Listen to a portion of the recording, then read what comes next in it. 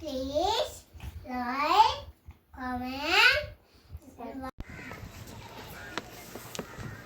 యేసుక్రీస్తు ప్రభు నామంలో కూడి వచ్చిన మీ అందరూ కూడా మరొకసారి వందనాలు తెలియజేస్తా ఉన్నాను.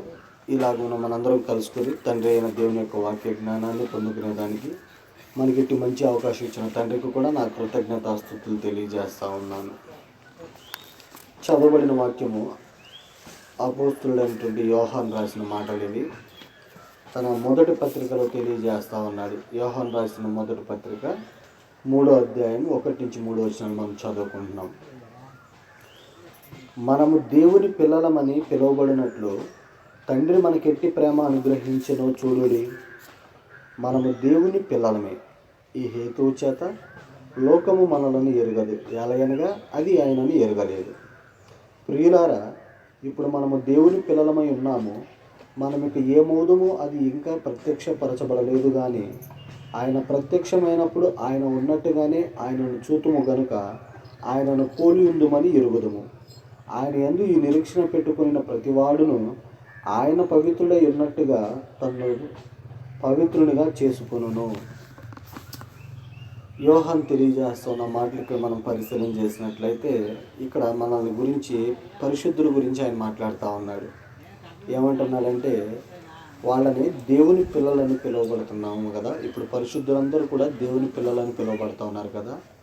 అట్టి దేవుని పిల్లలు అని పిలువబడేటువంటి కృప మనకి ఎట్లా అనుగ్రహించబడిందో చూడండి అనేటువంటి విషయాన్ని తెలియజేస్తూ మనము దేవుని పిల్లలమే. ఈ హేతు చేత ఏమంటున్నాడంటే కనుక మనం ఏంటంటే లోకము మనల్ని ఎరగదు. ఎందుకనంటే లోకము దేవుణ్ణి ఎరగలేదు కనుక మనల్ని కూడా ఎరగదు అనేటువంటి విషయాన్ని జ్ఞాపకం చేస్తూ ఇప్పుడు మనం దేవుని పిల్లలమై ఉన్నాము కనుక తర్వాత ఏమవుతామో మనకు తెలియదు. కానీ దేవుడు ప్రత్యక్షమైనప్పుడు ఆయనను చూస్తాం కనుక ఆయన ఉన్నట్టుగానే ఉంటాము అనేటువంటి విషయాన్ని తెలియజేస్తూ ఉన్నాడు. అంటే దేవుడు వచ్చినప్పుడు దేవుడిని చూస్తాము అనేటువంటి మాట ఎందుకు తెలియజేస్తూ ఉన్నాడంటే మనం ఆయన పిల్లలమై ఉన్నామని. కానీ అంటున్నాడు ఇక్కడ ఇంకొక మాట, ఆయన యందు ఈ నిరీక్షణ పెట్టుకుని ప్రతివాడు. ఏ నిరీక్షణ? ఆయన ప్రత్యక్షమైనప్పుడు ఆయనను చూస్తాము, ఆయనను కలుసుకుంటాము అని పెట్టుకుని నిరీక్షణ కలిగిన ప్రతి ఒక్కరూ కూడా ఎలా ఉండాలంటున్నాడంటే ఆయన పవిత్రుడై ఉన్నట్టుగా తన్నును పవిత్రునిగా చేసుకున్నాను. ఆయన ఎలాగో పవిత్రుడై ఉన్నాడో అట్లానే మనం కూడా పవిత్రులై ఉండాలనేటువంటి విషయాన్ని ఇక్కడ తెలియజేస్తూ ఉన్నాడు. అయితే యోహాను గారు ఈ పత్రిక రాయటంలో ఉద్దేశం ఏంటంటే ఇక్కడ ఉన్నటువంటి పరిశుద్ధులందరికీ కూడా కొన్ని విషయాల్లో ప్రోత్సాహాన్ని అందిస్తూ ఉన్నాడు. ఒకటి, అబద్ధ బోధకుల గురించి జాగ్రత్తగా ఉండండి అనేటువంటి విషయాన్ని ఇక్కడ తెలియజేస్తూ ఉన్నాడు. రెండో విషయం ఏంటంటే ఒకరినొకరు ప్రేమించుకునే విషయంలో అభివృద్ధి పొందండి అనేటువంటి విషయాన్ని ఈ పత్రికలో తెలియజేస్తూ ఉన్నాడు. తర్వాత దేవుని ఆజ్ఞలు జాగ్రత్తగా గైకొనాలి అనేటువంటి విషయాన్ని కూడా పరిశుద్ధులందరికీ ఇక్కడ ఈ మాటల్లో తను తెలియజేస్తూ ఉన్నాడు. అయితే ఈరోజు మనం నేర్చుకునేటువంటి అంశం ఏంటంటే ఇక్కడ మొదటగా మనం గమనించినట్లయితే మనము దేవుని పిల్లలమని పిలువబడతా ఉన్నాం. అంటే మనము దేవుని పిల్లలమే. అయితే దేవుని పిల్లలుగా ఉంటే కలిగే ఆశీర్వాదాలు ఏంటో మనం పరిశీలన చేద్దాం. ఇప్పుడు మనం దేవుని పిల్లలుగా పిలువబడతా ఉన్నాము కనుక దేవుడు అనుగ్రహించే ఆశీర్వాదాలు ఏంటో ప్రతి ఒక్కరూ తెలుసుకోవాలి. ఎందుకంటే అవి ఎంత విలువైనయో మనకు తెలిస్తే తిరిగి మనం లోకంలోకి వెళ్లకుండా ఉండేదానికి ఉపయోగపడతాయి. లోకంలోకి వెళ్ళటం అంటే ఏంటి? వెళ్ళి మనుషులతో కలవద్దని కాదు. లోకంలోకి వెళ్ళటం అంటే లోకంలో ఉన్నటువంటి పాపంలోకి వెళ్ళకూడదు అనేటువంటిది ఉద్దేశం. ఎందుకనంటే లోకంలో ఉన్నదంతా కూడా ఏమన్నా చదువుకున్నాం మనం, శరీరాశ, నేత్రాశ, జీవకుడము. అవి దేవుని వల్ల కలిగినవి కావన్నమాట. అవి కనుక వాటి విషయంలో మనం చాలా జాగ్రత్తగా ఉండాల్సిన వారమయ్యాము. ఎందుకనంటే దేవుని పిల్లలకు లోకంతో స్నేహం చేసే ఆశ లేదు. అంటే పాపంతో స్నేహం చేసే విధి లేదనమాట. ఎందుకంటే ఆ పాపంతో ఎవరైతే స్నేహం చేస్తారో వారికి దేవుడి శత్రువుగా ఉంటాడు అనేటువంటి విషయాలు కూడా మనకి లేఖనాలు తెలియజేస్తూ ఉన్నాయి. అయితే ముఖ్యంగా ఇక్కడ మనం నేర్చుకున్నది ఏంటంటే ప్రతి ఒక్కరూ కూడా దేవుని పిల్లలు అనే విషయాన్ని జ్ఞాపకం చేసుకుని ఆయన అనుగ్రహించే ఆశీర్వాదాల్లో ఇంకా అభివృద్ధి పొందాలనేటువంటి విషయాలు మనం గమనిస్తూ ఉన్నాం. అయితే దేవుని పిల్లలకు కలిగే ఆశీర్వాదాలను పరిశీలన చేసినట్లయితే మొదటిది, దేవుని పిల్లలుగా ఉన్న ప్రతి ఒక్కరికి క్షమాపణ అనేది దొరుకుతుంది. గమనించండి, భక్తి సంబంధంగా మన పిల్లలు ఉంటారు. వాళ్ళు ఎన్ని తప్పులు చేసినా మనం క్షమిస్తామా లేదా? సహిస్తాము, భరిస్తాము. అట్లాగే వాళ్ళని సరిచేసే ప్రయత్నం చేస్తూ ఉంటాం. సేమ్ అట్లానే భౌతిక సంబంధమైనటువంటి మనమే ఇలాంటి పనుల్లో క్షమాపణ అనేటువంటి దానిలో మనం కూడా పాల్గొంపులు పొందుతుంటే మరి పరలోకమందున్నటువంటి తండ్రి మనకి ఎలాంటివి ఇస్తాడు? ఒకసారి చూడండి, మత్తయి సువార్త 7వ అధ్యాయం 10వ వచనంలో అంటాడు. మత్తయి సువార్త 7వ అధ్యాయం 10వ వచనం చూస్తే ఒక చక్కటి మాట ఉంటుంది ఇక్కడ. 10-11 వచనాలు. మీరు చెడ్డవారై ఉండి మీ పిల్లలకు మంచి ఈవులను ఇయ్యనెరిగి ఉండగా, అంటే మనుషుల గురించి అంటున్నాడు. మీరేమో చెడ్డవారై ఉన్నారు, కానీ మీరు మీ పిల్లలకు ఎలాంటి ఈవులను ఇవ్వాలనుకుంటున్నారు? మంచి మంచి ఆశీర్వాదాలు, మంచి ఫలాలు వారికి అందివ్వాలని కోరుకుంటా ఉన్నారు. అయితే పరలోకమందున్న మీ తండ్రి తను అడుగువారికి అంతకంటే ఎంతో నిశ్చయముగా మంచి ఈవులను ఇచ్చును. గమనిస్తూ ఉన్నారు కదా. అంటే ఆయన దగ్గర ఉన్నటువంటి గొప్పతనం ఏంటంటే చెడ్డవారమైనటువంటి మనమే మన పిల్లలకి మంచి ఫలితాలను ఇవ్వాలని ఆశపడతా ఉన్నాం. కనుక పరలోకం ఉన్నటువంటి తండ్రి ఇంకా ఎంతో శ్రేష్టమైన ఇస్తాడు కదా అనేటువంటి విషయాన్ని ఇక్కడ మనకి జ్ఞాపకం చేస్తూ ఇంకొక మాట అంటాడు. యాకోబు రాసిన పత్రిక 1వ అధ్యాయం 17వ వచనంలో, యాకోబు రాసిన పత్రిక 1వ అధ్యాయము 17వ వచనంలో చూస్తే, శ్రేష్టమైన ప్రతి ఈవియు సంపూర్ణమైన ప్రతి వరమును పరసంబంధమైనదై జ్యోతిర్మయుడగు తండ్రి వద్ద నుండి వచ్చును అంటున్నాడు. అంటే శ్రేష్టమైనటువంటి ఈవులు, అంటే శ్రేష్టమైనటువంటివి, మంచివి, అవన్నీ కూడా పరలోకంలో నుండి వస్తాయి, తండ్రి మనకి అందిస్తాడు అనేటువంటి విషయాన్ని గ్రహించాలి. ఎందుకనంటే మనం మన పిల్లల పట్ల ఎంత క్షమాపణ కలిగి ఉంటామో, వారికి ఎలాంటి మంచి విషయాల్లో మనం అందించాలని ఆశ కలిగి నడుచుకుంటాము మన పిల్లల భవిష్యత్తు కొరకు, అట్లానే పరలోకం ఉన్నటువంటి తండ్రి తన పిల్లలైన వారికి కూడా అలాంటి ఆశీర్వాదాలే ఇస్తాడు. ఎంతో శ్రేష్టమైనవి, మంచివి అనుగ్రహిస్తాడు అనేటువంటి విషయాన్ని ఇక్కడ తెలియజేస్తూ ఉన్నాడు. ఎవరికి అవన్నీ అనుగ్రహించేది? ఆయన పిల్లలకు, దేవుని పిల్లలకు అందిస్తాడు అనేటువంటి విషయాన్ని మనం గ్రహిస్తూ ఉన్నాం. అయితే దేవుడు తన పిల్లలను మనము ఎలాగూ క్షమిస్తూ ఉన్నాము మన పిల్లలని, ఆయన కూడా అట్లానే మొదటి ఆశీర్వచనము క్షమాపణ గురించి నేర్చుకుంటా ఉన్నాం. కనుక ఆయన యందు విశ్వాసం ఉంచినటువంటి ప్రతి వారికి కూడా ఆయన ఎంత కరుణ చూపిస్తాడో కొన్ని లేఖనాలు చూద్దాం. ఎలాంటివి చూపిస్తాడంటే, ఆయన కీర్తనలు 86వ కీర్తన 5వ వచనాన్ని మనం పరిశీలన చేస్తే అక్కడ ఒక మాట చదువుకుందాం. 86వ కీర్తన 5వ వచనం చదువుకుందాం. ప్రభువా, నీవు దయాళుడవు, క్షమించుటకు సిద్ధమైన మనసు గలవాడవు, నీకు మొరపెట్టు వారందరి ఎడల కృపాతిశయము గలవాడవు. యెహోవా నా ప్రార్థనకు చెవియొగ్గుము. గమనించండి, ఇక్కడ ఏమంటా ఉన్నాడు. నీవు దయాళుడవు, క్షమించుటకు సిద్ధమైన మనసు గలవాడవు అంట. ఆయన అంత దయాస్వరూపి కనుకనే ఎంతటి పాపినైనా కూడా క్షమించడానికైనా సిద్ధంగా ఉన్నాడు అనేటువంటి విషయాన్ని గ్రహిస్తూ ఉన్నాం.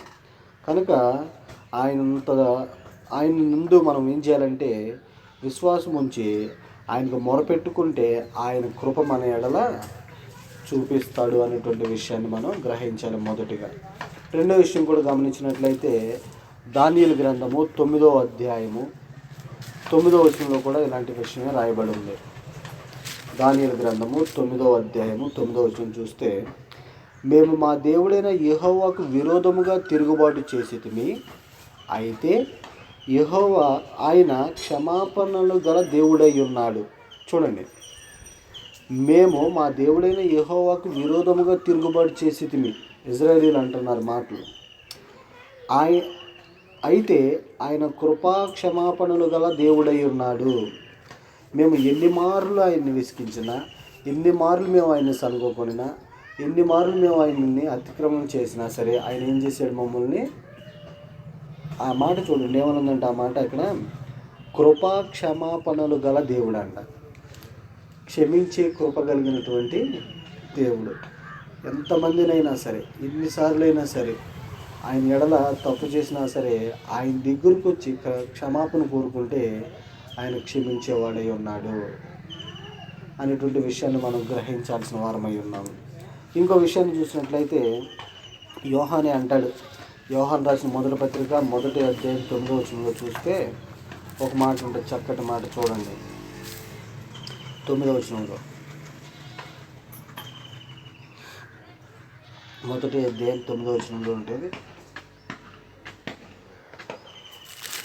యోహాన్ రాసిన మొదటి పత్రిక 1:9 చూస్తే, మన పాపములను మనము ఒప్పుకొనిన ఎడల ఆయన నమ్మదగిన వాడును నీతిమంతుడును గనుక ఆయన మన పాపములను క్షమించి సమస్త దుర్నీతి నుండి మనలను పవిత్రులుగా చేస్తాడు. చేయను అని ఉంది ఇక్కడ, చేస్తాడు అంటే ఏదైతే మనం పాపం చేశామో, ఒకరిని మోసం చేశాము, ఒకరికి ఇబ్బందికరంగా బ్రతికాము, ఒకరిని దూషించాము, ద్వేషించాము అనేటువంటి భావం కలిగి నడుచుకున్న వాళ్ళు ఎవరైనా సరే ఆయన దగ్గరికి వెళ్ళి తమ పాపాలను ఒప్పుకుంటే ఆయన ఏం చేస్తాడంట, ఆయన నమ్మదగిన వాడు నీతిమంతుడు గనక ఆయన ఏం చేస్తాడంటే మన పాపాలన్నింటినీ కూడా క్షమించి మనలో ఉన్నటువంటి దుర్నీతి నుండి మనల్ని ఏం చేస్తాడంటే ఆయన పవిత్రులుగా చేస్తాడు. అందులోంచి మనల్ని విడిపించి మనల్ని పవిత్రులుగా చేస్తాడు అనేటువంటి విషయాన్ని గ్రహించాలి. అంటే ఇది ఆశీర్వాదం. ఒక దేవుని దగ్గరికి రావటం వల్ల కలిగే ఆశీర్వాదం ఏంటంటే,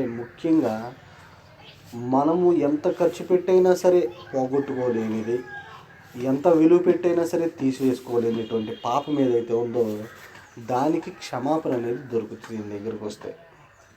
నువ్వు కొన్ని కోట్లు ఖర్చు పెట్టినా సరే నీలో ఉన్నటువంటి పాపాన్ని నువ్వు తీసివేసుకోలేవు.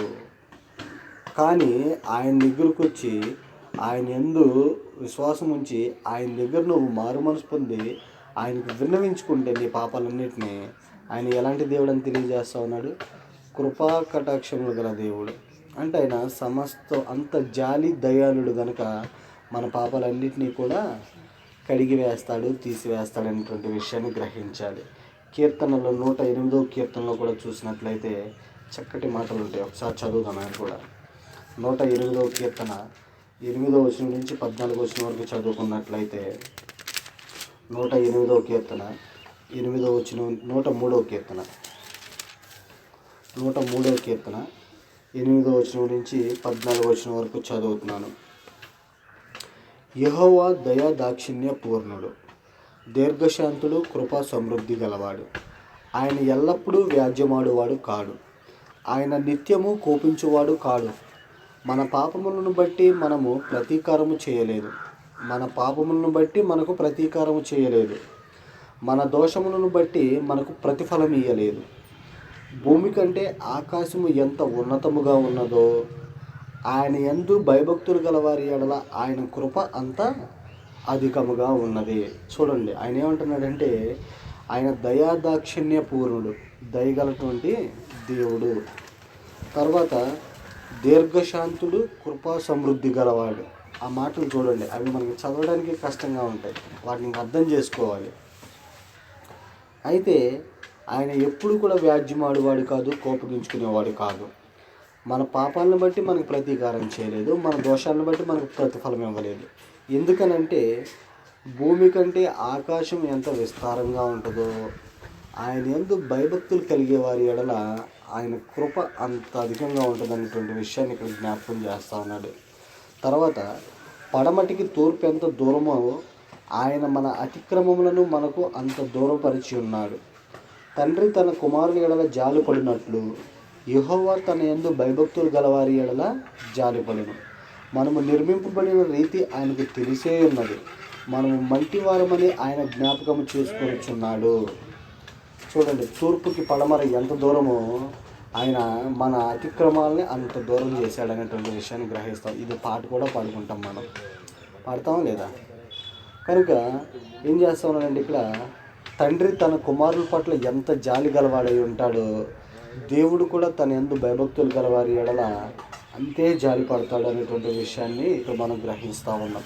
అంటే ఒక విషయంలో గమనించినట్లయితే భౌతిక సంబంధంగా బ్రతికే మనము చెడ్డవారయ్యుండి మన పిల్లలు ఎంత బాగుండాలని కోరుకుంటాం, వాళ్ళు ఎంత శ్రేష్టమైనటువంటి ఉన్నతమైనటువంటి స్థితిలో బ్రతకాలని కోరుకుంటాము మనం. అయితే పరలోకమందున్న తండ్రి కూడా తన ఎడల భయభక్తులు కలిగి నడుచుకునే పిల్లల పట్ల అంత జాలి దయ కలిగి వారిని అంత విస్తృతంగా క్షమించగలిగినటువంటి మనసు కలవాలనేటువంటి విషయాన్ని గ్రహించాలి. మొదటిది. దేవుడి దగ్గరికి వచ్చే ప్రతి వారికి కలిగే ఆశీర్వాదం, మొదటి ఆశీర్వాదం ఏంటంటే కొన్ని లక్షల కోట్లు పెట్టి ఖర్చు పెట్టినా తీసివేసుకోలేనటువంటి పాపాన్ని క్షమిస్తాడు. అది మొదటి విషయం. రెండో విషయాన్ని మనం పరిశీలన చేసినట్లయితే ఆయన యందు భయభక్తులు కలిగి నడుచుకుంటుంటే ఆయన పిల్లలైన మనము ఒక కుటుంబాన్ని ఏర్పాటు చేసేది మన కోసం. ఆ కుటుంబం ఏంటనేటువంటి విషయాన్ని మనం పరిశీలన చేసినట్లయితే ఆ కుటుంబమే సంఘం అనేటువంటి విషయాన్ని మనం జ్ఞాపకం చేసుకోవాలి. ఆ రోజున దేవుని కుటుంబంగా పిలువబడ్డ మనం ఈ రోజున దేవుని సంఘంగా పిలువబడతా ఉన్నాం. ఎలాగనంటే తిమోతికి రాసిన మొదటి పత్రిక 3వ అధ్యాయము 15వ వచనంలో చూస్తే ఆ మాట మనం చదువుకుంటాం. తిమోతికి రాసిన మొదటి పత్రిక 3వ అధ్యాయము 15వ వచనం చూసినట్లయితే, అయినను నేను ఆలస్యము చేసిన ఎడల దేవుని మందిరములో అనగా జీవము గల దేవుని సంఘములో జనులు ఎలాగూ ప్రవర్తించవలనో అది మీకు తెలియజేయవలనని ఈ సంగతులను మీకు రాయిచున్నాను. అంటే ఇక్కడ పరిశుద్ధులందరూ కూడా దేవుని కుటుంబం అయితే వారి గురించి మాట్లాడుతూ ఉన్నాడు. ఏమనంటే ప్రతి ఒక్కరు కూడా ఆయన కుటుంబం, ఇది జీవము గల దేవుని జనులు ఎలాగ ఉండాలో, ఆయన సంఘంలో ఆయన కుటుంబంలో ఎలా ఉండాలో అనేటువంటి విషయాన్ని పోల్చి తెలియజేస్తూ ఉన్నాడు అన్నమాట. ఇక్కడ ఇంకొక మాట కూడా చూస్తే హెబ్రీలకు రాసిన పత్రికలో కూడా పౌలు గారు ఒక మాట తెలియజేస్తాడు. హెబ్రీలకు రాసిన పత్రిక 3వ అధ్యాయము 6వ వచనం చూస్తే, హెబ్రీలకు రాసిన పత్రిక 3వ అధ్యాయం 6వ వచనం చూసినట్లయితే, అయితే క్రీస్తు కుమారుడై ఉండి ఆయన ఇంటి మీద నమ్మకముగా ఉన్నాడు. క్రీస్తు కుమారుడై ఉండి ఆయన ఇంటి మీద నమ్మకంగా ఉన్నాడు. అంటే క్రీస్తు కుమారుడయ్యి ఆయన ఇల్లేది సంఘం మీద, దానంతటి మీద నమ్మకంగా ఉన్నాడు. అయితే ధైర్యమును నిరీక్షణ వలన ఉత్సాహమును తుదమట్టుకు స్థిరముగా చేపట్టిన ఎడల మనమే ఆయన ఇల్లు అంటా ఉన్నాడు. అంటే ఏదైతే ధైర్యాన్ని, ఏదైతే నమ్మకాన్ని, నిరీక్షణని స్థిరంగా నువ్వు చేపట్టుకుని ఉంటే, చివరి వరకు నిలబడి ఉంటే నువ్వే ఆయన ఇల్లు. గమనిస్తూ కొరింథీయులకు రాసిన పత్రికగా అంటాడు, మేమేమో వ్యవసాయం చేసేవారము, ఆ వ్యవసాయం ఏమో మీరే అనేటువంటి విషయాన్ని పౌలు గారు తెలియజేస్తారు. అంటే వాళ్ళు పనివారు, ఆ వ్యవసాయం మీది, అంటే మీ కొరకు మేము పనిచేసే వాళ్ళం, పరిచారకులు అనేటువంటి విషయాన్ని ఆయన తెలియజేస్తాడు కొరింథీయులకు రాసిన పత్రికలో. అంటే ఇక్కడ మనం గమనించినట్లయితే పరిశుద్ధులు ఎవరైతే ఉన్నారో వారందరూ కూడా దేవుని కుటుంబం అనేటువంటి విషయాన్ని ఇక్కడ గ్రహిస్తూ ఉన్నాం. కానీ వాళ్ళ గురించి దేవుడు తనకున్నటువంటి కుటుంబానికి ఎంత నమ్మకంగా, ఎంత లేదా తన యొక్క కృపా సంఘం మీద ఎట్లాగూ చూపించాడు అనేటువంటి విషయాన్ని మనం పరిశీలన చేసినట్లయితే అపోస్తుల కార్యములు 2వ అధ్యాయము 40వ వచనంలో చూస్తే అక్కడ పౌలు గారి ప్రసంగానికి ఉన్నటువంటి వారందరూ కూడా ఒక 3,000 మంది బాప్తిసం పొందుతారు. వారు ఎలా ఉంటున్నారో ఇక్కడ తెలియజేస్తూ ఉన్నాడు. ఆనందముతోనూ నిష్కపటమైన హృదయముతోనూ ఆహారం పుచ్చుకొని చుండరి, మరియు ప్రభువు రక్షణ పొందుతున్న వారిని అనుదినము వారితో చేరుస్తూ ఉన్నాడు. అంటే ఆయన కుటుంబాన్ని ఎలాగ అభివృద్ధి చెందుతూ ఉందనేటువంటి విషయాన్ని ఇక్కడ మనం గమనిస్తాం. సంఘం ఎలాగుందో, ఎలా ఉందంటే ఇక్కడ సంఘం ఆనందముతో నిష్కపటమైన హృదయముతోనూ ఆహారం పుచ్చుకొనుచు మరియు ప్రభువు రక్షణ పొందుతున్న వారిని అనుదినం వారితో చేరుస్తూ ఉన్నాడు. వారు చూడండి, వాళ్ళ యొక్క లక్షణం ఎలా ఉన్నాయంటే ఆనందంగా గడుపుతూ ఉన్నారు, నిష్కపటమైన మనసుతో ఉన్నారు, తర్వాత హృదయంతోనూ ఆహారంతో వాళ్ళు ఏకంగా ఒకే విధంగా ఉన్నట్లుగా మనం ఇక్కడ గమనిస్తూ ఉన్నాము. మళ్ళీ అంటాడు ఇక్కడ అపోస్తుల కార్యము 20వ అధ్యాయం 28వ వచనంలో చూస్తే సంఘాన్ని ఆయన ఎలా కొన్నాడో కూడా ఇక్కడ తెలియజేస్తూ ఉంటాడు. 20వ అధ్యాయము 28వ వచనంలో చూస్తే, దేవుడు తన స్వరక్తమిచ్చి సంపాదించిన తన సంఘమును కాయుటకు, తన స్వరక్తమిచ్చి కొన్నాడంట దాన్ని. సంఘమును కాయుటకు పరిశుద్ధాత్మ మిమ్మల్ని దేని అందు అధ్యక్షులుగా ఉంచును, ఆ యావత్ మందను గూర్చి మీ మట్టుకు మిమ్మల్ని గూర్చి జాగ్రత్తగా ఉండండి. పౌలు గారు తెలియజేస్తున్నాడు, ఎఫెసీలో ఉన్నటువంటి సంఘస్థులతో తెలియజేస్తూ ఉన్నాడు అనమాట. ఆయన అంత కష్టపడి దాన్ని సంపాదించాడు కనుక మనం ఆయన కుటుంబంలో ఉన్నటువంటి మనం ఎంత జాగ్రత్తగా ఉండాలి. మరి ఆయన కుటుంబంలో ఉన్నామంటే ఎంత ఆశీర్వాదం అది. కుటుంబస్తులకి ఇప్పుడు నువ్వు ఏదైనా చేయాలనుకుంటే మొదట నీ ఇంటి వారికి చేసుకున్న తర్వాతే నువ్వు బయట వారికి సహాయం చేసేదానికి ప్రయత్నం చేస్తావు. అలాంటి ఆశీర్వాదాలన్నీ దేవుని కుటుంబంలోనే ఉన్నాయనేటువంటి విషయాన్ని ఇక్కడ మనం గ్రహించాలి. అందుకనే ఎఫెసీయులకు రాసిన పత్రికలో ఒక పోల్చి చెప్తాడు. భార్యాభర్తలకు ఉన్నటువంటి బంధాన్ని సంఘానికి క్రీస్తుకు ఉన్నటువంటి బంధంతో పోల్చి తెలియజేస్తూ ఉంటాడు. చూద్దాం ఒకసారి ఆ మాటలు కూడా. ఎఫెసీయులకు రాసిన పత్రిక 1వ అధ్యాయము 22వ వచనం చూస్తే సంఘాన్ని గురించి ఆయన తెలియజేస్తూ, మరియు సమస్తమును ఆయన పాదముల కింద ఉంచి సమస్తమును పైన ఆయనను సంఘమునకు శిరస్సుగా నియమించెను. ఆ సంఘము ఆయన శిరస్సు. సమస్తమును పూర్తిగా నింపుచున్నవాని సంపూర్ణత ఉన్నది. అంటే సమస్తాన్ని కూడా ఆయన పాదాల కింద ఉంచాడు. ఉంచి ఏం చేశాడంటే ఆయన సంఘమునకు శిరస్సుగా ఉన్నాడు. అంటే సంఘమేమో ఆయన శరీరం అయితే శిరస్సేమో క్రీస్తు అనేటువంటి విషయాన్ని గ్రహిస్తూ ఉన్నాం.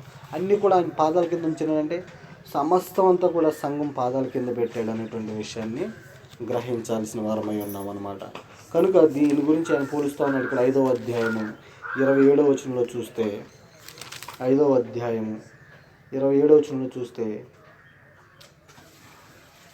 అటువలే క్రీస్తు కూడా సంఘమును ప్రేమించి అది కళంకమైనను ముడతయైనను అట్టిది మరి ఏదైనను లేక పరిశుద్ధమైనది గాను నిర్దోషమైనది గాను మహిమగల సంఘముగాను ఆయన తన ఎదుట దానిని నిలబెట్టుకొనవలనని వాక్యంతో ఉదక స్నానము చేత దానిని పవిత్రపరిచి పరిశుద్ధపరచుటకై దాని కొరకు తను తాను అప్పగించుకొనెను. మళ్ళీ 29వ వచనంలో, తన శరీరమును ద్వేషించేవాడు ఎవడనూ లేడు కానీ ప్రతివాడును దానిని పోషించి సంరక్షించుకొనెను.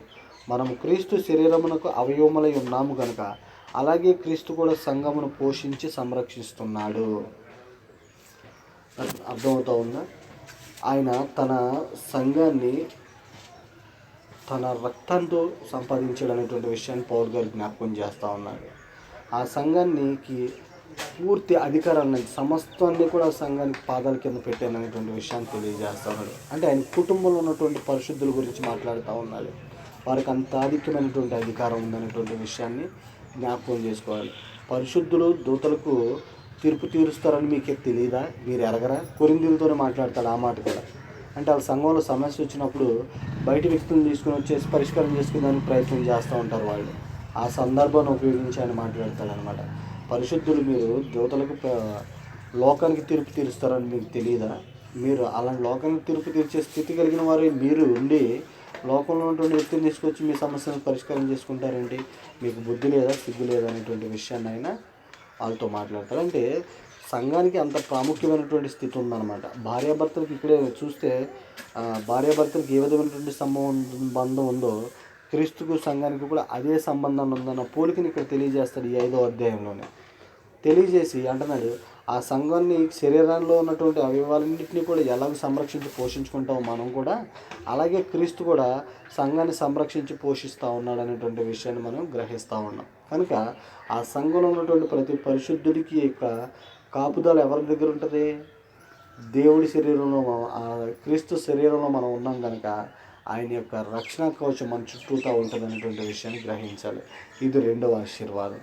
3వ ఆశీర్వాదాన్ని మనం పరిశీలన చేసినట్లయితే ఆయన మనకి తండ్రిగా ఉన్నాడనేటువంటి విషయాన్ని గ్రహిస్తూ ఉన్నాం కదా. అయితే మనకు నిజమైనటువంటి ఆశీర్వాదాలు ఎలాంటివి ఇస్తారంటే భౌతిక సంబంధంగా మన పిల్లలకి ఏమి ఇస్తాం? వాళ్ళకి ఆస్తులు కూడబెట్టడము, లేకపోతే వారు చదువుకునేదానికి మంచి ఏర్పాట్లు చేయడము, వాళ్ళు నివసించడానికి మంచి ఇల్లు కట్టడం లాంటివి మనం చేయగలుగుతాం. భౌతిక సంబంధంగా మనం చేసే అభివృద్ధి ఏంటి? పిల్లల కోసం అంతే కదా. వాళ్ళకి నివసించడానికి ఇల్లు, ఉండటానికి ఇల్లు, లేకపోతే బ్రతకడానికి ఆస్తులు సంపాదించి పెడతాం. అయితే మనకున్నటువంటి తండ్రి మనకి ఎలాంటివి అందిస్తూ ఉన్నాడంటే విషయాన్ని మనం గమనించినట్లయితే రోమీయులకు రాసిన పత్రిక 8వ అధ్యాయము 15వ వచనాన్ని మనం పరిశీలన చేద్దాం. రోమీయులకు రాసిన పత్రిక 8వ అధ్యాయము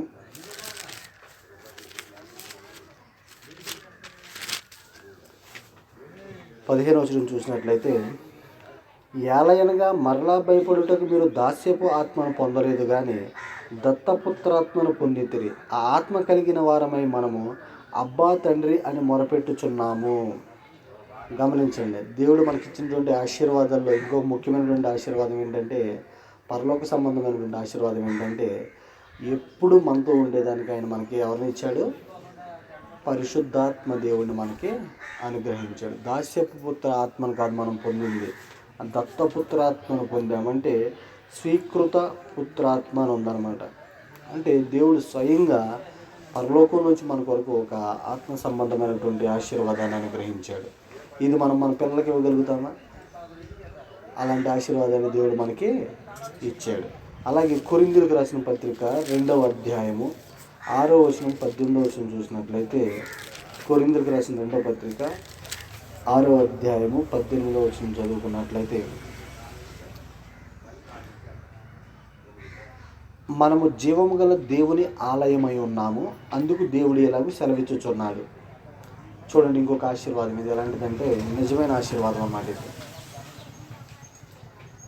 నేను వారిలో నివసించి సంతరింతును, నేను వారి దేవుడినై యుందును, వారు నా ప్రజలై యుందురు. కావున మీరు వారి మధ్య నుండి బయలువెడలి ప్రత్యేకంగా ఉండడి. అపవిత్రమైన దానిని ముట్టకుడని ప్రభు చెప్పుచున్నాడు. మరియు నేను మిమ్మల్ని చేర్చుకుందును, మీకు తండ్రినై యుందును, మీరు నాకు కుమారులను కుమార్తెలనై యుందురని సర్వశక్తి గల ప్రభువు చెప్పుచున్నాడు. ఇది ఇంకొక ఆశీర్వాదం, నిజమైనటువంటి ఆశీర్వాదం. ఆయన మనకు తండ్రిగా ఉండటం వలన ఒకటి దత్తపుత్రాత్మను ఇచ్చాడు ఆయన మనకి. ఒకటే మనతో ఉండేదానికి, ఎప్పుడు ఉండేదానికి ఒక ఆత్మ సంబంధమైన పరిశుద్ధాత్మ దేవుడిని మనకు అనుగ్రహించాడు. ఇప్పుడు ఏమంటున్నాడంటే, నేను వాళ్ళలో ఉండి వాళ్ళలో సంచరించి వాళ్ళతో ఉంటాను, వారు నాకు కుమారులు కుమార్తెలై ఉంటారు, నేను వారికి తండ్రిగా ఉంటాను అనేటువంటి విషయాన్ని జ్ఞాపకం చేస్తూ ఉన్నాడు. ఇది ఎంత ఎవరికి ఉంటుంది? ఇది దేవుని పిల్లలైన వారికి మాత్రమే ఉంటుంది. ఇది ఒక నిజమైన ఇంకొక ఆశీర్వాదం. ఇంకొక విషయాన్ని మనం పరిశీలన చేసినట్లయితే ఇక్కడే 10వ అధ్యాయము 29వ వచనం, మత్తయి సువార్త 6వ అధ్యాయము 9వ వచనం చూద్దాం. మత్తయి సువార్త 6వ అధ్యాయము 9వ వచనాన్ని మనం పరిశీలన చేసినట్లయితే అక్కడ మనకు తెలిసింది పరలోకపు ప్రార్థన గురించి రాయబడి ఉంటుంది. యేసుక్రీస్తు ప్రభువు తన శిష్యులకు తెలియజేస్తూ ఉన్నాడనమాట. ఆ సందర్భం ఇక్కడ ఎందుకు మాట్లాడుతున్నాం అనేటువంటి విషయాన్ని మీకు ఒకసారి జ్ఞాపకం చేస్తాను. కాబట్టి మీరు ఇలాగ ప్రార్థన చేయండి. పరలోకమందున్న మా తండ్రి, మీ నామం పరిశుద్ధపరచబడును గాక, నీ రాజ్యం వచ్చును గాక, నీ చిత్తం పరలోకమందు నెరవేర్చినట్లు భూమి అందులో నెరవేర్చును గాక, మా అనుదిన ఆహారము నేడు మాకు దయచేయము అని ఒక ప్రార్థన నేర్పించాడు శిష్యులకి. ఎప్పుడు ఇది? యేసుక్రీస్తు ప్రభువు వారు వాళ్ళతో ఉండగా డైలీ ప్రార్థన చేసేదానికి వాళ్ళకి ఇది అలవాటు చేశారు. ఇది ఇప్పుడు కూడా చేయొచ్చా అంటే ఇప్పుడు చేయాల్సిన పని లేదు. ఇది నీ రాజ్యం వచ్చిన దాకా అన్నంత వరకు చేయొచ్చు. ఆయన రాజ్యం వచ్చేసిన తర్వాత చేయాల్సిన పని లేదు. ఎందుకని చేయాల్సిన పని లేదంటే ఇక్కడ 32వ వచనం చూసినట్లయితే, ఇవన్నీ మీకు కావాలనని మీకు పరలోకపు తండ్రికి తెలియను కాబట్టి మీరు ఆయన రాజ్యమును నీతిని మొదట వెతకండి. అంటే ఏం తిందామా ఏం తాగుదామా అనేటువంటి విషయాన్ని జ్ఞాపకం చేస్తున్నాడు. ఇక్కడ కూడా మా అనుదిన ఆహారం మాకు దయచేయండి, మా రుణాలని మాకు క్షమించండి అనేటువంటి విషయాన్ని ఇక్కడ జ్ఞాపకం చేస్తున్నాడు కదా. సేమ్ దాన్ని ఉద్దేశించి మాట్లాడుతున్నాడు ఆయన. మీకు ఏం కావాలో ఆయనకి తెలుసు. మీరు తినడానికి, ఉండటానికి, కట్టుకోవడానికి ఏం కావాలో ఆయనకి తెలుసు. కాబట్టి మొదట మీరు ఏం వెతకాలంటే ఆయన నీతిని రాజ్యాన్ని వెతకండి అనేటువంటి విషయాన్ని ఇక్కడ జ్ఞాపకం చేస్తూ ఉన్నాడు. ఈ మాటలు ఎందుకు పరిశీలన చేస్తూ ఉన్నామంటే, మనం ఆయన నీతిని రాజ్యాన్ని వెతికితే మనకి ఏది కావాలో ఆయన మనకు అది అనుగ్రహిస్తారు. అది అసలు ఆయన పెట్టిన ఇది. నువ్వు ఏం తాగుదామా ఏం తిన్నావా నువ్వు చింతించొద్దు, నువ్వు దాని కొరకే ప్రయాసపడద్దు, దానికోసం నువ్వు పాటుపడాల్సిన పని లేదు. నువ్వు పాటుపడాల్సింది ఏంటంటే ఆయన రాజ్యాన్ని నీతిని నువ్వు వెతికి దాన్ని పట్టుకుని వెంటాడుతూ ఉంటే నీకు ఏం కావాలో అయ్యి ఆయన అనుగ్రహిస్తూ ఉంటాడు అనేటువంటి విషయాన్ని జ్ఞాపకం చేస్తున్నాడు. కనుక మనం ఏం చేయాలంటే, మనం వీటన్నిటి విషయంలో ఎలాగ బ్రతకాలంటే విషయాన్ని కొన్ని చూస్తాం ఇక్కడ. అలాంటి ఆశీర్వాదాలు పొందుకోవాలని అంటే చూడండి, 6వ అధ్యాయము లూకాసు వార్త 36వ వచనాన్ని మనం చూసినట్లయితే, లూకాసు వార్త 6వ అధ్యాయము 36వ వచనం చూసినట్లయితే ఇక్కడ ఒక మాట చదువుకుంటాం. కాబట్టి మీ తండ్రి కనికరము గలవాడై ఉన్నట్టు మీరును కనికరము గలవాడై ఉండుడి. అంటే ఇక్కడ పైన ఒక విషయాన్ని తెలియజేస్తూ ఉన్నాడు. ఇక్కడి నుంచి చదివితే 35వ వచనం నుంచి, మీరైతే ఎట్టివారిని గూర్చి అయినను నిరాశ చేసుకొనక మీ శత్రువులను ప్రేమించుడి, మేలు చేయుడి, అప్పుయ్యుడి, అప్పుడు మీ ఫలము గొప్పదై ఉండును, మీరు సర్వోన్నతుని కుమారులై ఉందురు. ఆయన కృతజ్ఞత లేని వారి ఎడలను దుష్టుల ఎడలను ఉపకారి అయి ఉన్నాడు. కాబట్టి మీ తండ్రి కనికరము గలవాడై ఉన్నట్టు మీరును కనికరము గలవారై ఉండండి. అంటే ఆయన రాజ్యాన్ని నీతిని వెతికే ప్రయత్నంలో మనకు ఉండాల్సినటువంటి లక్షణాలు ఏంటంటే దేవుడు ఎంత కనికరం గలవాడై ఉన్నాడో మీరు కూడా అలాంటి కనికరం గలవారై ఉండాలి అనేటువంటి విషయాన్ని ఒకటి తెలియజేస్తూ ఉన్నాడు. ఇంకొక విషయం ఏంటంటే దేవుడు మనల్ని ఎలాగో ఆరాధించాలని కోరుకుంటున్నాడో ఇక్కడ తెలియజేస్తూ ఉన్నాడు. యోహాను సువార్త 4:23 చూసినట్లయితే, అయితే యథార్థముగా ఆరాధించేవారు ఆత్మతోనూ సత్యముతోనూ తండ్రిని ఆరాధిస్తారు. కాలము వచ్చుచున్నది, అది ఇప్పుడు వచ్చే ఉన్నది. అయితే అట్టివారే కావాలని తండ్రి కోరుకొనుచున్నాడు. తను ఆరాధించేవాళ్ళు యథార్థంగా ఎలానో ఆత్మతోనూ సత్యంతో ఆరాధించాలనేటువంటి విషయాన్ని జ్ఞాపకం చేస్తున్నాడు. ఇదివరకు ఉన్న వాళ్ళంటే మీరు పెద్దల పారంపర్యాచారాన్ని బట్టి మీరు దేవుడిని మహింపరుస్తూ ఉన్నారు అంటాడు ఇజ్రాయేల్ గురించి. కానీ ఇప్పుడు ఏమంటున్నాడంటే యథార్థంగా సత్యముతో ఆత్మతో ఆరాధించేవారు కావాలని కోరుకుంటున్నాడు. అట్టివారే కావాలని ఇప్పుడు ఆయన మనల్ని కోరుకుంటూ ఉన్నాడు. ఇప్పుడు మనం ఆయన ఆరాధిస్తే ఎలాగ ఆరాధించాలి?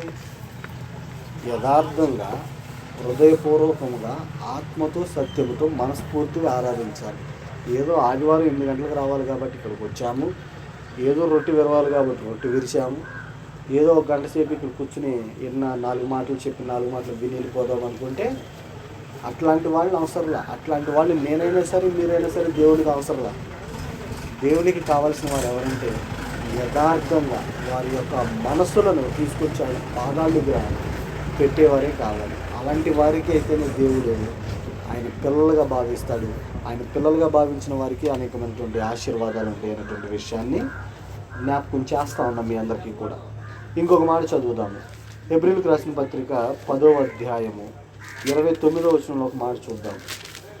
హెబ్రీయులకు రాసిన పత్రిక 10:29 చూసినట్లయితే, ఇట్లుండగా దేవుని కుమారుని పాదములతో త్రొక్కి తాను పరిశుద్ధపరచుటకు సాధనమైన నిబంధన రక్తమును అపవిత్రమైనదిగా ఎంచి కృప మూలముగా ఆత్మను తిరస్కరించేవాడు ఎంత ఎక్కువైన దండనకు పాత్రుడిగా ఎంచబడుచున్నాడని మీకు తోచుచున్నది. చూడండి, ఈ మాటలు ఎందుకు జ్ఞాపకం చేస్తూ ఉన్నానంటే పైనుంచి చదువుతాను మీకు అర్థం అవడానికి. ఎవడైనాను మోషే ధర్మశాస్త్రమును నిరాకరించిన ఎడల 2-3 సాక్షుల మాటల మీద కనికరింపకుండా వాడిని చంపించుదురు. ధర్మశాస్త్రాన్ని ఎవరైనా అతిక్రమిస్తే ఏం చేస్తారు? 2-3 సాక్ష్యం చూసి ఇతను ఆ తప్పు చేశాడని అడిగి ఎవరైనా 2 ఓకే చేశాడు అని అంటే ఏం చేసేవాళ్ళు? ఆయన్ని చంపేసేవాళ్ళు, రాళ్లతో కొట్టి చంపించేసేవాళ్ళు. ఇట్లుండగా అయితే దేవుని కుమారుని పాదములతో తొక్కి, ఇప్పుడు ఆల్రెడీ నువ్వు రక్షణ పొంది విశ్వాసంలో కొనసాగుతూ ఇప్పుడు నువ్వు చేసే పని చూడు. దేవుని కుమారుని పాదములతో త్రొక్కి తాను పరిశుద్ధపరచుటకు సాధనమైన నిబంధన రక్తమును అపవిత్రమైనదిగా ఎంచి, అర్థమవుతుందా? పరిశుద్ధపరచడానికి ఉపయోగపడింది ఏంటి? ఆయన రక్తం. దాన్ని నువ్వేం చేస్తా ఉన్నావు? ఇప్పుడు అపవిత్రమైనదిగా ఎంచి కృపకు మూలమగు ఆత్మను తిరస్కరిస్తే, అంటే నువ్వు ఎల్లప్పుడూ ప్రశాంతంగా బ్రతికేదానికి దేవుడు అనుగ్రహించిన ఆ పరిశుద్ధాత్మను నువ్వు తిరస్కరించి నువ్వు ఉంటే దేవుడు ఎక్కువైన దండనకి ఎలాగ పాత్రుడుగా ఎంచబడతాడని మీకు తోస్తూ ఉంది. గమనించండి. 2-3 సాక్షులను విచారించి ధర్మశాస్త్రాన్ని తప్పితేనే రాళ్లతో కొట్టి చంపుతూ ఉన్నారు కదా. మరి నువ్వు రక్షణ పొందడానికి ఉపయోగపడిన నిబంధన రక్తం, నీకు దేవుడు అనుగ్రహించినటువంటి ఆత్మ సంబంధమైనటువంటి పరిశుద్ధాత్మ దేవుడు, వీళ్ళందరినీ తిరస్కరిస్తే నీకు ఎంత తీవ్రమైన దండం దక్కుద్ది. అర్థమవుతూ ఉందా?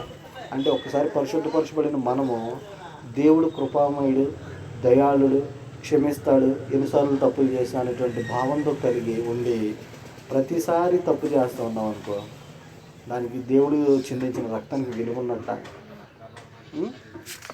అంటే ఏంటి దాని అర్థం ఏంటి? పొరపాటున జరిగిన పాపాలకు మాత్రమే క్షమాపణ లేఖనం రాయబడింది.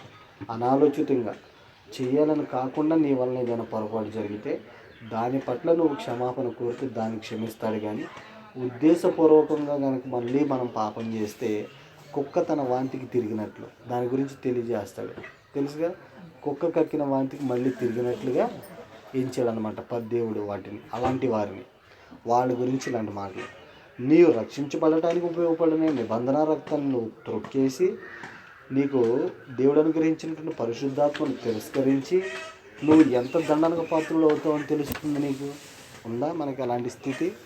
కనుక అలాంటి స్థితిలో ఉన్నామేమో మనల్ని ఒకసారి మనం పరిశీలన చేసుకోవాలి. ఎందుకనంటే ఒక చోట అంటాడు, దేవుడి వాక్యం తెలిసి తప్పు చేసిన వాడు ఎంతో ఎక్కువైన దండనకు పాత్రలు అవుతాడని తెలుస్తుంది కదా. అలాంటి వాడు అసలు దేవుని వాక్యం తెలియకుండా పాపంలో ఉండటమే వాడికి మంచిది. దేవుని వాక్యం తెలియకుండా పాపం చేస్తూ ఉన్నారు అనుకోండి, వాళ్ళకి పర్వాలా. దేవుడి వాక్యం తెలియదు కాబట్టి వాళ్ళు ఏదో పాపం చేశారు నడుచుకుంటా ఉన్నారంటే ఎక్స్క్యూజ్, దేవుడు క్షమిస్తాడో లేదని తర్వాత సంగతి. నువ్వు పాపాలను విడిచిపెట్టి ఆయన దగ్గరకు వచ్చి మళ్ళీ వెళ్ళి పాపాలు చేస్తే అసలు ఈ మార్గం తెలియకుండా ఉండటమే నీకు మంచిదిగా. తెలియకలేదన్నటువంటి ఇదిలో అన్నా మన పేరు కొట్టేస్తాడేమో దేవుడు. అర్థమవుతూ ఉందనుకుంటున్నాను మీకు. కనుక ఒక్కసారి దేవుని దగ్గరకు వచ్చి మేము మారు మనసు పొంది మేము పాపాలు చేయమని ఎన్నటానే ఒప్పుకున్నాం, మనం ఎంతో జాగ్రత్తగా బ్రతకాల్సిన వారమై ఉన్నామనేటువంటి విషయాన్ని మీకు తెలియజేస్తాము. ఎందుకనంటే ఆ పరలోక సంబంధమైనటువంటి ఆశీర్వాదాలన్నీ కూడా దేవుడు తన పిల్లలకే, తన సంఘంలో చేర్చబడిన వారికే ఏర్పాటు చేశాడనేటువంటి విషయాన్ని ఇక్కడ మనం గ్రహిస్తూ ఉన్నాం. ఇంకో మాట చూసినట్లయితే హెబ్రీయులకు రాసిన పత్రిక 12వ అధ్యాయము 6-7 వచనాలు చదువుకున్నట్లయితే, నా కుమారుడా, ప్రభు చేయ శిక్షను తృణీకరింపకము, ఆయనను గద్దించినప్పుడు విసుకకము. ప్రభు తాను ప్రేమించేవారిని శిక్షించి తాను స్వీకరించి ప్రతి కుమారుని దండించును అని కుమారులతో సంభాషించినట్లు మీతో సంభాషించు ఆయన హెచ్చరికను మరచితిరి. అంటే ఆయన మనల్ని ఎప్పుడు కూడా శిక్షిస్తే ఆ శిక్షను తృణీకరించొద్దు. ఎందుకంటే ఆయన మనల్ని సరిచేయటానికే ఆయన మనల్ని దండించిన శిక్షించిన. అందుకని అంటున్నాడు, ప్రభువు తాను ప్రేమించే వారిని శిక్షించి తాను స్వీకరించి ప్రతి కుమారుని దండిస్తాడు. ఎందుకనంటే తప్పు మార్గంలో ఉన్నటువంటి వారిని సరిచేసేదానికి ఆయన ఏం చేస్తాడంటే దెబ్బల చేత, ఇబ్బందుల చేత. ఎంత ఇబ్బందులు అవి మనం తట్టుకున్నంతే, తట్టుకోలేనంత. ఇందాక చదువుకున్నాం కదా కొరింథీయులకు రాసిన పత్రికలో వాక్యపట్నం కదా, ఏం చదువుకున్నాం? శోధింపదేనికంటే ఎక్కువ శోధనలు మనకు పెట్టడం, కానీ అలాంటి శోధనల నుంచి తప్పించుకునే మార్గాన్ని కూడా ఆయన మనకు దయచేస్తాడు. ఎందుకనంటే ఇలాంటి సందర్భం వస్తుందంటే ఆయన మార్గాన్ని మనం విడిచిపెట్టేసిన, వాక్యానికి దూరం అయిపోయినా ఆయన ఏం చేస్తాడంటే మన పట్ల అలాంటి శిక్షించేదాన్ని ఇస్తున్నప్పుడు నువ్వు ఏం చేయాలంటే దాన్ని తృణీకరించకూడదు. దానికి లోబడి నువ్వు ఆత్మ పరిశీలన చేసుకుని, ఎందుకు నాకు ఇలాంటి శిక్ష వచ్చిందంటే నాలో ఉన్నటువంటి పొరపాటు ఏంటనేది నువ్వు వెతుక్కోవాలి. వెతుక్కుని దాన్ని ఏం చేసుకోవాలి? సరి చేసుకోవాల్సిన వారమే. ఆ బాధ్యత మనదే. అలాంటి విషయాల్లో కూడా జాగ్రత్తగా ఉండాల్సిన వారమై ఉన్నాం. కొలసీలకు రాసిన పత్రిక 3వ అధ్యాయం 17వ వచనంలో చూస్తే ఇంకొక మాట చదువుకుంటాం ఇక్కడ. మరియు మాట చేత కానీ క్రియ చేత కానీ మీరేమి చేసినను ప్రభు అయిన యేసు ద్వారా తండ్రి అయిన దేవునికి కృతజ్ఞతాస్తుతులు చెల్లించుచు సమస్తమును ఆయన పేరట చేయాలి. ఇవన్నీ మనం చేయాల్సిన పనులు. దేవుడు ఒకవేళ మనల్ని శిక్షిస్తే ఆ శిక్షను మనం తృణీకరించకుండా లోబడి ఉండాలి. దేవుణ్ణి ఆరాధించినప్పుడు ఆత్మ సంబంధంగా, ఆత్మతో, నీ పూర్ణ మనసుతో, పూర్ణ హృదయంతో ఆరాధించాలి. తర్వాత మొదటిది మనం చదువుకున్నది ఏంటి? కొరింథీయులకు రాసిన పత్రికలో సరే మళ్ళీ చూద్దాం అది. అయితే ఇప్పుడు మనం కొలసీలతో అంటున్నాడు, మీరు మాట చేత కానీ క్రియ చేత కానీ మీరు ఏం చేసినా సరే, మీరు మాట్లాడే మాట విధానంలో కానీ మీరు చేసే పనుల ద్వారా కానీ ఏం చేయాలంటే ఎప్పుడూ కూడా యేసుక్రీస్తు ద్వారా తండ్రి అయిన దేవునికి కృతజ్ఞతాస్తుతులు చెల్లించాల్సిన వారమై ఉన్నాం. యేసుక్రీస్తు ప్రభునామంలో ప్రతిదీ కూడా మనం చేసే పని దేవునికి మహిమార్థమై ఉండాలనేటువంటి విషయాన్ని మీకు జ్ఞాపకం చేస్తూ ఉన్నాం. మత్తయి సువార్తలో అంటాడు, మన సత్క్రియలను చూసి పరలోకమందున్న తండ్రి మహింపరచబడినట్లుగా నడుచుకోవాలని లేఖనం తెలియజేస్తూ ఉన్నాం. అంటే మన ప్రవర్తనను బట్టి దేవుడు మహింపరచబడినట్లుగా నడుచుకోవాలన్నమాట. అలాగూ నడుచుకుని అలాగూ జీవించే వారికి దేవుడు ఇలాంటి ఆశీర్వాదాలు అనుగ్రహిస్తాడు. ఎలాంటి ఆశీర్వాదాలు? పరిశుద్ధాత్మ దేవుడు మనకు అనుగ్రహించాడు ఉచితంగా. తను శిలువలో రక్తాన్ని కార్చి తన కుటుంబంగా ఏర్పాటు చేసుకున్నాడు. ఆయన ఏమో తండ్రిగా ఉంటానని మాట ఇచ్చాడు, మనల్ని ఏమో కుమారులుగా కుమార్తెలుగా చేసుకుంటానని వాగ్దానం చేశాడు. అర్థమవుతా ఉందా? కనుక ఇలాంటి నిజమైన ఆశీర్వాదాలను మనం పొందుకోవాలంటే దేవుని పిల్లలమై ఉండాలి. తర్వాత ఒక శాశ్వతమైనటువంటి ఆనందాన్ని కూడా ఆయన మనకు అందిస్తాడు. ఇది ఒక 4వ ఆశీర్వాదం. ఆ శాశ్వతమైనటువంటి ఆనందం ఎలా ఉంటుందంటే మనం చూసినట్లయితే చూడండి, యోహాను సువార్త 15వ అధ్యాయము 10వ వచనం చూద్దాం. యోహాను సువార్త 15వ అధ్యాయము 10వ వచనం నుంచి 11వ వచనం వరకు చూసినట్లయితే, నేను నా తండ్రి ఆజ్ఞలు గైకొని ఆయన ప్రేమ యందు నిలిచి ఉన్న ప్రకారము, యేసుక్రీస్తు ప్రభువారు అంటున్నారు, నేను నా తండ్రి ఆజ్ఞలు గైకొని ఆయన ప్రేమ యందు నిలిచి ఉన్న ప్రకారము మీరును నా ఆజ్ఞలు గైకొని ఎడల నా ప్రేమ యందు నిలిచిందురు. యేసుక్రీస్తు ప్రభువారు అంటారు, నేను నా చిత్తాన్ని నెరవేర్చుకోవడానికి రాలా, నా తండ్రి చిత్తాన్ని నెరవేర్చడానికే వచ్చాడు. అంటే దేవుడు చెప్పిన ప్రతి పని కూడా చేసేదానికి ఆయన వచ్చాడు. అట్లాగే సంపూర్ణంగా ఆయన చెప్పిన పని అంతా కూడా పనిచేసి ఆయన చనిపోయినట్లుగా మనం గమనిస్తూ ఉన్నాం. ఇప్పుడు ఆయన అంటున్నాడు 10వ వచనంలో, నా ప్రేమ యందు నిలిచిందురు. ఎప్పుడంట? మీరును నా ఆజ్ఞలు గైకొని ఎడల, అంటే యేసుక్రీస్తు ప్రభువారు ఏమైతే చెప్తా ఉన్నారో ఆ చెప్పిన వాటన్నిటిలో మనం కూడా నడుచుకొని ఎడల ఏమంటున్నాడంటే, అప్పుడు నా ప్రేమ యందు నిలిచిందురు, మీ యందు నా సంతోషం ఉండవలెననియు మీ సంతోషము పరిపూర్ణము కావాలననియు ఈ సంగతులు మీతో చెప్పుచున్నాను. తండ్రి ఆజ్ఞలు నెరవేర్చడానికి నేను ఎలాగూ ప్రయత్నించి ఆయన ప్రేమలో నిలిచున్నాను. నా ఆజ్ఞలు కాకుండా మీరు నా ప్రేమలో నిలిచి ఉంటే మీ సంతోషాన్ని నేను పరిపూర్ణం చేస్తాను అంటున్నాను. మనకు ఒక సంపూర్ణమైనటువంటి సంతోషం, ఒక పరిపూర్ణమైనటువంటి సంతోషం తాత్కాలికంగా ఉండేది కాదు. నువ్వు సంతోషంగా ఎప్పుడు ఉంటావు? అసలు సంతోషంగా ఎప్పుడు ఉంటాం మనం? అన్నీ ఉంటే సంతోషంగా ఉంటాం, ఏమి లేకపోతే బాధపడుతూ ఉంటాం. అది కొద్దిగా ఉండి కొద్దిసేపు ఉన్న సంతోషం. అది కాదు మనకు కావాల్సింది. శాశ్వతమైనటువంటి సంపూర్ణమైనటువంటి సంతోషాన్ని ఆయన ఏం చేస్తాడంటే మన పట్ల నెరవేరుస్తాడు. ఎప్పుడు? కేవలం ఆయన చెప్పిన మాటలు విని ఆయన ఆజ్ఞలను నడుచుకుంటే చాలు. నువ్వు తినడానికి ఉండటానికి బాధపడాల్సిన పని లేదు. ఎందుకంటే ఆయన చెప్పాడు, నువ్వు రాజ్యాన్ని నీతిని వెదిగితే అన్నీ నీకు అనుగ్రహిస్తాను అని చెప్పి చేయకుంటాడా దేవుడు? కనుక అలాంటి విషయాల్లో మనకు జాగ్రత్త ఉండాలి. ఇంకో విషయం ఏంటంటే, ఆయన మనకి ఇస్తానన్నటువంటి నిత్యమైనటువంటి ఆనందాన్ని, అంటే పూర్తిగా సంతోషాన్ని పరిపూర్ణం చేసే దానిలో ఇంకొకటి ఏంటంటే, మనకి ఆయన రాజ్యాన్ని అనుగ్రహిస్తాడంట. చూడండి, లూకా సువార్త 12వ అధ్యాయము 32వ వచనం చూసినట్లయితే, చిన్న మంద భయపడకూడదు. చిన్న మంద అంటే మనం కూడా చిన్న మందే కాబట్టి, చిన్న మంద భయపడకూడదు. మీకు రాజ్యము అనుగ్రహించుటకు మీ తండ్రికి ఇష్టమై ఉన్నది. మీకు కలిగిన వాటిని అమ్మి ధర్మము చేయుడి. పాత గెలివి సంచులను పరలోకమందు అక్షయమైన ధనమును సంపాదించుకొనకూడి. చూడండి, ఆయన ఏమంటున్నాడు? చిన్న మంద భయపడకండి, రాజ్యాన్ని అనుగ్రహించడం, మీకు రాజ్యాన్ని అనుగ్రహించడం తండ్రికి ఇష్టమై ఉండే. అంటే సంఘానికి రాజ్యాన్ని అప్పగించడం, రాజ్యంలో చేర్చడం తండ్రికి ఇష్టమైనటువంటి పని. కాబట్టి మనం క్రీస్తులో నిలిచి ఉంటేనే, లేదా దేవుని పిల్లలుగా నిలిచి ఉంటేనే ఇలాంటివి మనకి శాశ్వతమైనటువంటి ఆనందాలు పొందుకునేటువంటి భాగ్యం దొరుకుతుంది. ఇంకొక మాట చూద్దాం. మనం ఈ మాట మనందరికీ తెలిసిన మాటే. 14వ అధ్యాయం, యోహాను సువార్త 14వ అధ్యాయము 2వ వచనం చూస్తే, చూడండి, 14వ అధ్యాయం 2వ వచనం చూస్తే, నా తండ్రి అంటే అనేక నివాసములు కలవు, లేని ఎడల మీతో చెప్పుదును. మీకు స్థలము సిద్ధపరచి వెళ్ళుచున్నాను.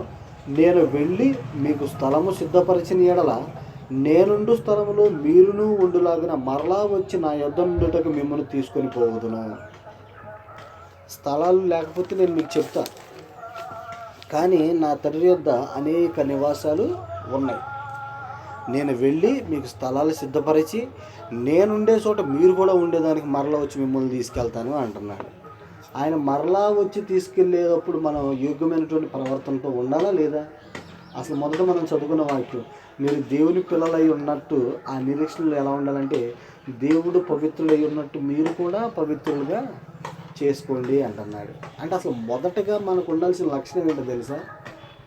ఈ గుణ అలవాట్లన్నీ సంగతి తీసి పక్కన పెట్టండి. అసలు మొదటగా మనకు ఉండాల్సింది పవిత్రత. పవిత్రమైనటువంటి మనసు, హృదయం ఉండాలి. దేవుడికి ఉన్నటువంటి ఆ పవిత్ర మనలో లేకపోతే నువ్వు ఇక్కడ ఎంత గొప్ప కార్యాలు చేసినా సరే, నువ్వు ఎంత గొప్ప సేవ చేసినా సరే, నువ్వు ఎంతమందిని రక్షించినా సరే, నీలో ఆ పరిశుద్ధమైనటువంటి పవిత్రత లేకపోతే నువ్వు ఇక్కడ విడవబడే దానిలోనే ఉంటావు, కానీ ఎత్తబడే వాళ్ళలో ఉండవని ఖచ్చితంగా గ్రహించాలి. కనుక మీరు ఒకసారి గమనించండి, ఒకసారి దేవుణ్ణి ఆలోచన చేయండి, యేసుక్రీస్తు ప్రభు వారిని ఆలోచన చేయండి. వాళ్ళకు ఉన్నటువంటి లక్షణాలు ఏంటో ఒకసారి మీ మైండ్లో జ్ఞాపకం చేసుకోండి. వాళ్ళు ఎంత పరిశుద్ధంగా ఉన్నారు, ఎంత పవిత్రంగా ఉన్నారు. అట్లా ఉన్న వాళ్ళతో రిలేషన్ ఉండాలంటే మనం కూడా అట్టాగే ఉండాలనేటువంటి విషయాన్ని జ్ఞాపకం చేసుకోవాలి మొత్తం. అట్లా లేకపోతే మనం ఎంత ప్రయాసపడినా వృధానేనమ్మా, సమస్య లేదు దానిలో. కనుక దేవుని పిల్లలు అయినటువంటి మనం ఎలా ఉండాలంటే శాశ్వతమైనటువంటి ఆనందాన్ని పొందుకోవాలన్నా, మన పాపాలకు క్షమాపణ దొరకాలన్నా, ఆయన చేత సంరక్షించబడి పోషించబడాలన్నా కూడా మనందరం కూడా మొదటిగా దేవునికి పిల్లలై ఉండాలి. పిల్లలైనటువంటి మనందరికీ ఇట్లాంటి ఆశీర్వాదాలు వస్తాయనేటువంటి విషయాన్ని గ్రహించి జ్ఞాపకం చేసుకుని చాలా జాగ్రత్తగా బ్రతకాలి. ఇంకా మనం చదువుకున్నాం కదా, ఏమంటున్నాడు ఆయన? నిబంధన రక్తాన్ని అపవిత్రమైనదిగా ఎంచేసి ఆయన కృపచేత అనుగ్రహించినటువంటి ఆత్మను తిరస్కరిస్తే ఎంత దండనకు పాత్రం అవుతాం? అది ఎంత దండనకు పాత్రం అవుతామో క్వశ్చన్ మార్క్ ఉంటుంది అక్కడ. అది ప్రశ్న అనమాట. దానికి సొల్యూషన్ తెలియదు. ఇంకా ఎంత దండనకు పాత్రం అవుతామంటే నరకంలో తెలుసు కదా, నరకంలో ఎలాంటి పరిస్థితులు ఉంటే మనం ప్రకటన గ్రంథంలో చదువుతూ ఉంటాం. అగ్ని ఆరదు, మత్తయి సువార్తలో కూడా ఉంటుంది అనమాట. అలాంటి దండనకు పాత్రలు అవుతాం. కాబట్టి మనం జాగ్రత్తగా పరిశీలన చేసుకుని ఏం చేయాలంటే దేవునికి పిల్లలుగానే బ్రతకాలి. దేవునికి పిల్లలుగా బ్రతకాల్సిన లక్షణాలు కొన్ని చెప్పే కదా మీకు. ఆయన ఉన్నట్టుగానే మనం ఉండాలి. ఆయన చెప్పిన ఆజ్ఞలకు యేసుక్రీస్తు ప్రభువు అలా నెరవేర్చారు. యేసుక్రీస్తు ప్రభువు నెరవేర్చిన ఆజ్ఞ మనం కూడా అలాగే నెరవేర్చాలి. ఆయన పరిశుద్ధుడు కనుక మనం కూడా పరిశుద్ధంగానే ఉండాలి. ఇలాంటి విషయాల్లో మనం జాగ్రత్తగా ఉంటే ఆ దేవుడిని గ్రహించే నిజమైనటువంటి ఆశీర్వాదాలని మనం కూడా పొందుకుంటామని మొదటగా నన్ను నేను హెచ్చరించుకుంటా ఉన్నాను. శ్రద్ధగా విన్న మీ అందరికీ కూడా హెచ్చరిక తెలియజేస్తూ ఈ మాటలను ముగిస్తూ ఉన్నా. శ్రద్ధగా ఉన్న మీ అందరికీ కూడా వందనాలు. లైక్ చేసి, కామెంట్ చేసి, సబ్స్క్రైబ్ చేసి